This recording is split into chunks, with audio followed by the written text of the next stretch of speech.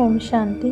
आज हम बात कर रहे हैं सकारात्मक सोच के बारे में। आजकल का जो वातावरण है वो ऐसा ही है कि कोई ना कोई घटना या कुछ ना कुछ होता रहता है, तो हमारे भी दिमाग की स्थिति थोड़ी हिल जाती है और फिर हम सोचते हैं खाली हमारे सोचने से क्या होगा, अन्य आत्माएं तो नहीं सुधरने वाली, या जो भी हम उनके बारे में सोचते हैं। तो बाबा ने कैसे हर बच्चे के जीवन में भूमिका निभाई है।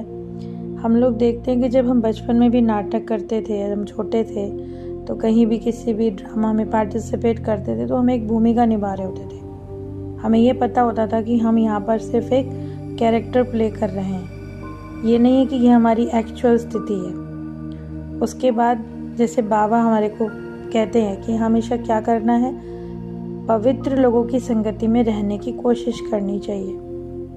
जब हमारी संगति अच्छी होती है, यानी जो हमारा जिसके साथ उठना बैठना है और जिसके साथ हम अपने विचार आदान प्रदान करते हैं, यदि वो उनकी थॉट अच्छी होंगी, पॉजिटिव होंगी, तो ऑटोमेटिकली हमारे साथ भी यही होता है कि हमारे अपना जो थॉट प्रोसेस है वो प्योर होने लगता है। लेकिन यदि हम किसी थोड़ा ऐसे आत्मा से बात करने लगें जो थोड़ा नकारात्मक बात करते हैं या लोगों की वो करते हैं, निंदा करते हैं या कुछ गलत सोचते, गलत बोलते, तो हमारी बुद्धि पर भी उस चीज़ का असर पड़ता है। तो बाबा ने हमेशा ये सिखाया है कि आप हमेशा अच्छी से अच्छी बातें सोचो। कहते हैं ना, गंदी बातों को या बुरी बातों को दिमाग से निकालने के लिए पहले वहाँ पर अच्छी बातें डालो, यानी अच्छा सोचो।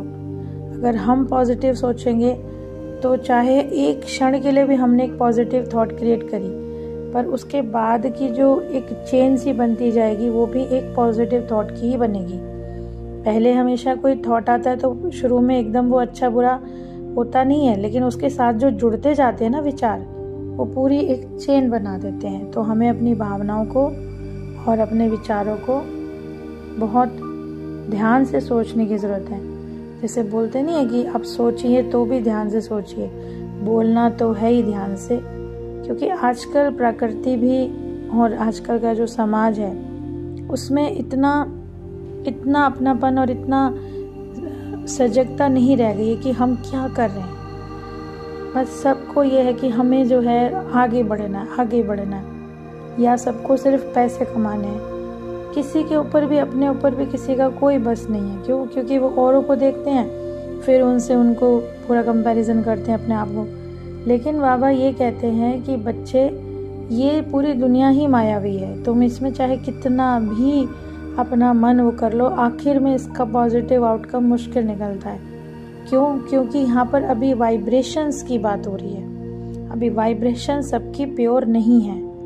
और जिस दिन एक भी इंसान पूरा ध्यान से सोचने लगा और ध्यान से व्यवहार करने लगा, उसके साथ जुड़े हुए कई लोग, उनके कई रिश्तेदार भी अपने आप ही पॉजिटिव सोचने लगते हैं। अब जैसे हम इसका उदाहरण ऐसे भी देख सकते हैं कि हमने बचपन में कहावत सुनी है कि खरबूजे को देखकर खरबूजा रंग बदलता है। कई अच्छे बच्चे होते थे जो स्कूल कॉलेजेस में जाते थे, पर वो किसी न किसी की संगति में जाकर कोई ना कोई बुरा काम कर लेते थे।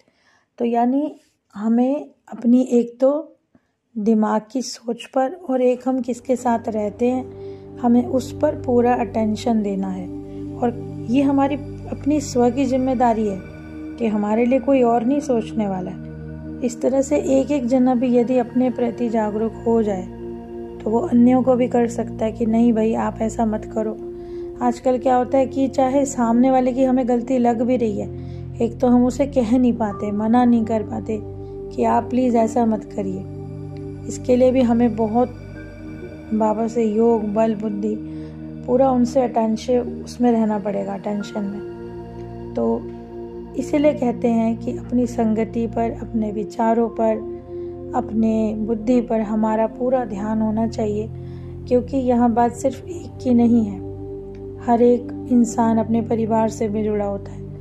तो हमें पूरा ध्यान रखकर अपने व्यवहार में, अपने बुद्धि में, अपनी सोच में परिवर्तन लाना है। और कभी भी ये नहीं कहना चाहिए हमें कि भाई एक के कहने से क्या होगा। कहते नहीं, बूंद बूंद से सागर भरता है।